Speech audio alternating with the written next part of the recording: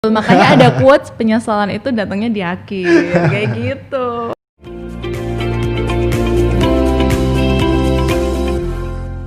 Jadi kan harimu penuh makna. Halo, kembali lagi di podcast Look Story. Pada kesempatan kali ini kita pada segmen ngopi, ngobrol dan beropini. Jadi di segmen ini saya ditemani oleh Waisya Cita. Waisya Cita ini jadi teman bincang yang selanjutnya juga akan di podcast Look Story. Halo teman-teman Look. Halo Waisya. Halo. Nah Waisya, kita cerita tentang ini Waisya. Waktu lalu ada uploadan di Instagramnya Look tentang empathy gap. Oh iya nih, aku juga lihat tuh, aku baca-baca juga. Iya. Menurut Waisya nih, apa yang diketahui tentang empathy gap nih? Ini sering banget terjadi di kehidupan sehari-hari ya. Apapun nih, misalnya tentang masalah antara hubungan percintaan, hubungan sosial biasa, bahkan di kampus sering terjadi nih. Yang ditangkap Waisya apa nih kira-kira? Nah iya sih, itu bener banget. Jadi kalau setahu aku ya, empathy gap itu tuh adalah perbedaan atau gap, ya teman-teman pasti tahu nih gap. Gap itu adalah kesenjangan antara dua empati atau dua perasaan.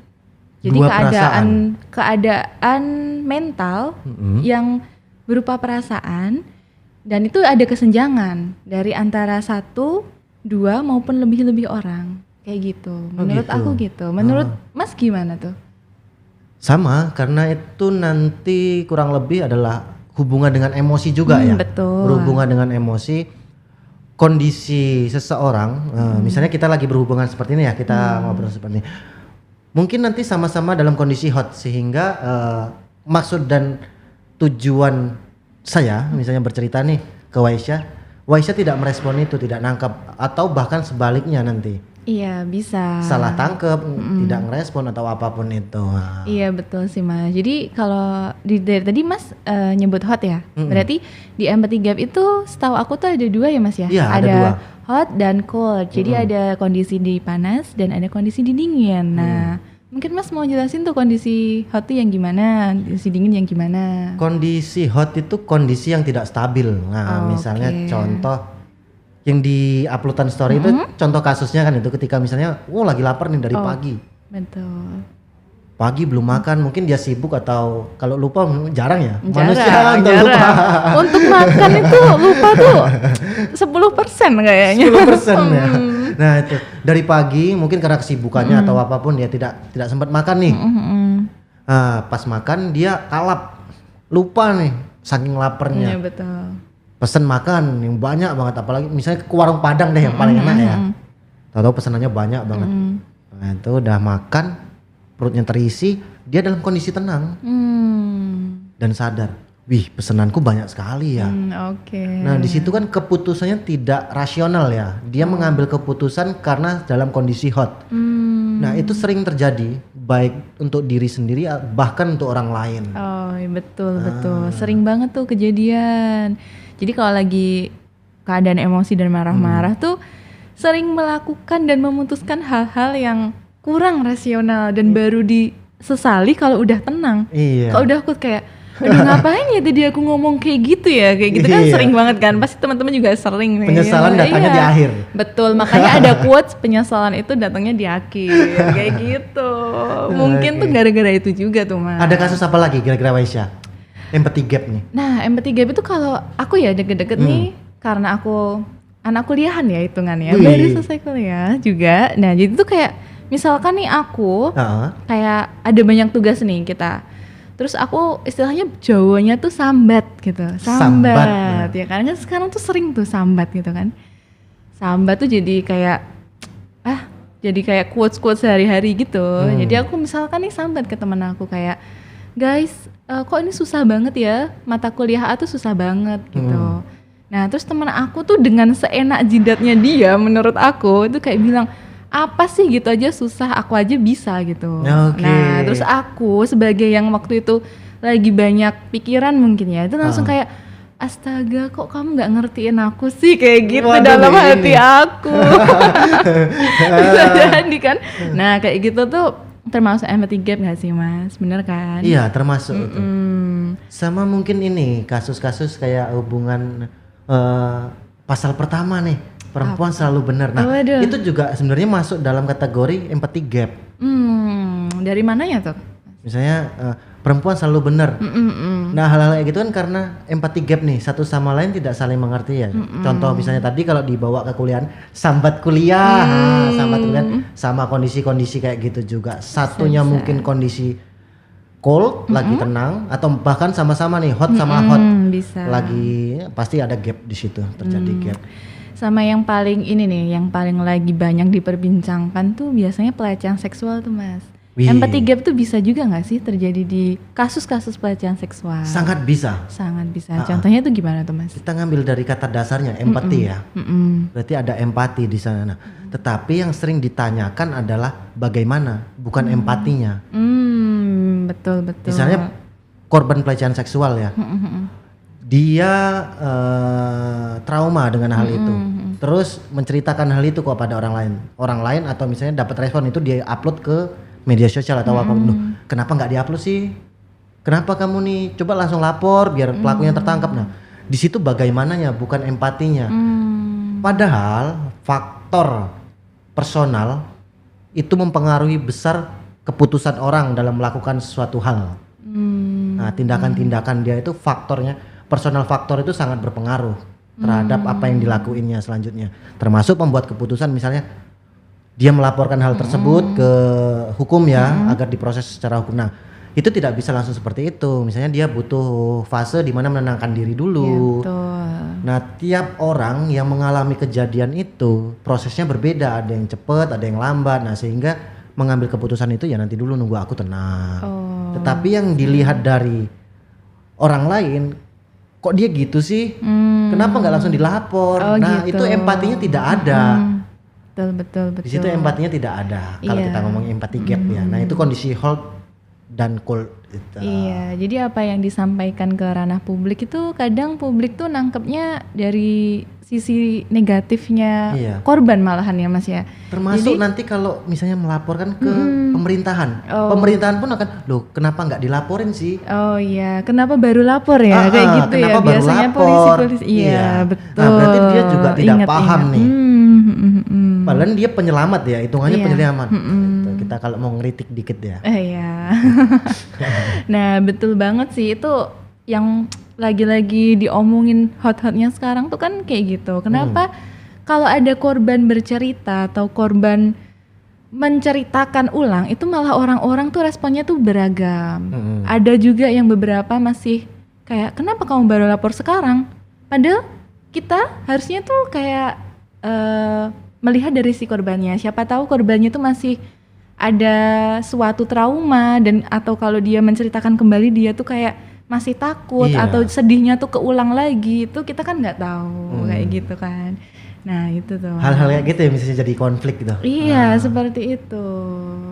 Kamu kok nggak ngertiin aku sih? Makanya ada kata-kata kok kamu nggak ngertiin aku sih, itu salah satunya bisa. Faktornya kesana. Nah sebenarnya ini penting loh, teori-teori kayak gini, bukan teori ya, ini fenomena ya. Empathy gap itu kan penyebutan dari fenomena tersebut.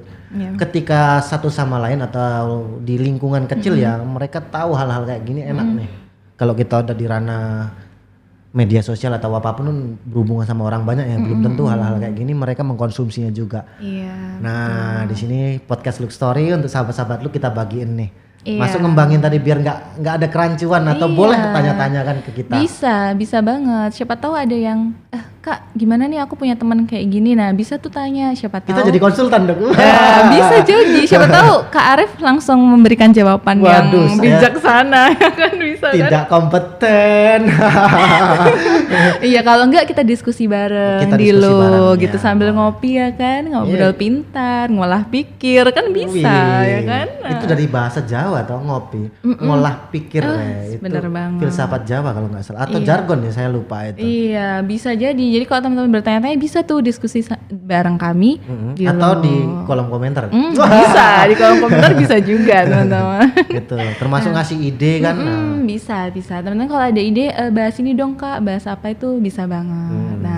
Nah itu balik lagi tuh ke MP3. Kira-kira kalau ada fenomena seperti itu pasti ada solusinya. Menurut Mas solusinya apa tuh? Solusinya Wallace. Tenang, tetap tenang. Tetap tenang. Ketika sedang kondisi marah ya tetap tenang. Ketika memahami ya butuh kesabaran. Sehingga di situ satu sama lain bisa tidak ada gap lah ke sana. Oh gitu. Jadi fenomena itu tidak terjadi.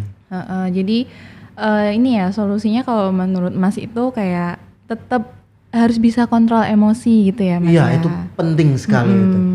Karena manusia berhubungan dengan emosi ya. Betul. Jadi biar nggak gegabah gitu ya, mengambil keputusannya nggak gegabah, memberikan responnya terhadap orang yang bercerita nggak gegabah juga kayak sulit gitu. Loh sampai tahap itu sana. Iya, makanya itu yang gampang tuh gimana Mas? Kan tadi Mas memberikan solusinya yang sulit tuh, yang gampang-gampang itu kira-kira gimana tuh? Yang gampang itu biasanya kan disimpulkan dari yang sulit ya. Oh iya bisa. Ngutip dari buku itu Adilah Sejak Dalam Pikiran. Nah itu sulit sekali itu. Iya. Kayak kata Mahatma Gandhi itu apapun yang kita ucapkan bisa berujung dengan takdir. Nah itu dia, serem juga ya ternyata ya. Kalau menurut Waisa sendiri, kalau menurut gap solusinya apa nih? Nah kalau menurut aku nih ya, empathy gap itu tuh kita sebagai ranah pendengar nih, misalkan kita tuh diceritain atau dicurhatin sama temen tentang suatu masalahnya dia itu, kita ya sebagai teman itu kita yang pertama tuh harus menghormati, mendengarkan cerita dia sampai selesai, terus nggak menghakimi dia secara kayak kok kamu gimana sih langsung kayak gitu, enggak, kita harus berusaha buat menenangkan dia dulu, menurut aku kayak gitu Mas. Jadi kalau enggak kenalin dulu misalkan teman kita tuh dia tuh kok lagi emosi tuh tenangnya tuh sama apa sih gitu, dipeluk kah atau dibilang sabar gitu, atau dia juga harus dikasih minum dingin kayak gitu kan bisa jadi kan. Atau kalau enggak dia tuh tenangnya diajakin ngopi nih bisa. Jadi kayak gitu, jadi dengan bisa kayak gitu Mas. Itu kalau kenal loh Isya, kalau nggak kenal ya netizen kan, bahasanya netizen. Ketika masuk ke media sosial netizen, sadis banget nih netizen. Nah itu gimana dong? Itulah yang dihadapin beberapa orang, nyampe bahkan kemarin ada beberapa kasus pembulian di media tuh yang nyampe bunuh diri, yang pegulat Jepang memiliki darah Indonesia itu dia kan dibully di internet, terus dia sampai bunuh diri. Trauma gitu, berarti, bukan trauma ya, dia mengalami stres ya dia. Itu cukup sulit juga untuk menghadapi para netizen. Itu emang, netizen itu emang sendiko dawa lah netizennya. Ya parah banget netizen itu emang ya. Kalau kita nggak bisa merangkul netizen, setidaknya kita mengubah diri kita. Jangan sampai kita meniru perilaku netizen yang negatif. Mungkin kalau dari aku gitu sih Mas. Jangan sampai lah kita jadi salah satu netizen yang panas komennya gitu. Nggak masalah tuh sebenarnya, keyboard warrior.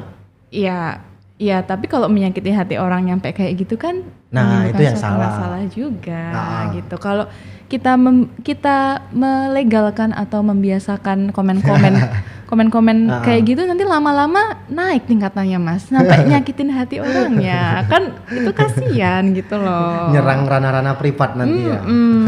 Makanya, jadi ya sebisa mungkin kita sebagai pengguna media sosial juga, setidaknya jangan, kalau dari aku ya, jangan sampai kita jadi netizen jahat deh, jangan ikut-ikutan deh kayak gitu, jangan ikutan jadi haters deh kayak gitu. Tapi kan penting, pro kontra itu selalu penting loh. Gak bisa dipisahkan. Pro kontra tuh beda, sama suka dan benci tuh beda. Sih beda kan teman-teman kan? Oke, siap. Kayak gitu. Apalagi kira-kira Waisya tentang empathy gap nih? Nah, empathy gap ini sebenarnya aku punya satu pertanyaan loh. Apa itu? Sebenarnya tuh ini pertanyaan penutup nih teman-teman. Siapa tahu teman-teman juga mengalaminya gitu. Nah, jadi penasaran ini. Apa nih? Nah, pertanyaanku kayak gini sih. Sebenarnya tuh sederhana aja. Kan kita itu hidup tuh di penuh pelayanan ya. Maksudnya kayak gini nih Mas. Kita tuh misalkan ke kantor desa, kita kan dilayani sama orang yang baru kenal tuh sama kita. Yeah. Terus misalkan kita kayak datang ke coffee shop, kita di kasir ketemu sama orang yang baru kita kenal juga bisa jadi kan. Nah menurut Mas gimana nih dari sisi Mas jika menjadi pelayannya, jika jadi kasirnya maupun jadi pihak administrasinya menghadapi orang yang nggak tahu nih, dia orang yang baru datang ini tuh punya masalah apa? Oke. Jadi gimana treatmentnya, membedakan treatmentnya, misalkan. Membedakan treatment. Gampangnya gini, pakai bahasa perempuan ya, feminisme, care dengan care dulu. Ya ketika udah kebangun itu kan kita juga nggak tahu ya, karena respon orang atau perilaku orang itu berdasarkan personal faktor tadi. Betul. Nah, kita tidak tahu. Paling nggak kita udah melakukan itu, ketika direspon kurang baik ya, nah kita di situ juga perannya. Melakukan apa nih tindakan selanjutnya, improvisasi apa nih, kita ngambil perilaku apa juga, nah di situ yang penting nggak nyinggung dia. Tapi kalau dalam pelayanan kan ada standarnya. Bagaimana mengukur standar itu, nah itu baik dalam hospitality ya sebenarnya sederhana kok itu. Hospitality itu sangat sederhana. Tinggal dia menjalankan itu atau enggak. Oke. Berarti kita tetap harus mengutamakan caring ya Mas. Iya, caring adalah hal yang terpenting untuk menanggapi dan facing itu menghadapi.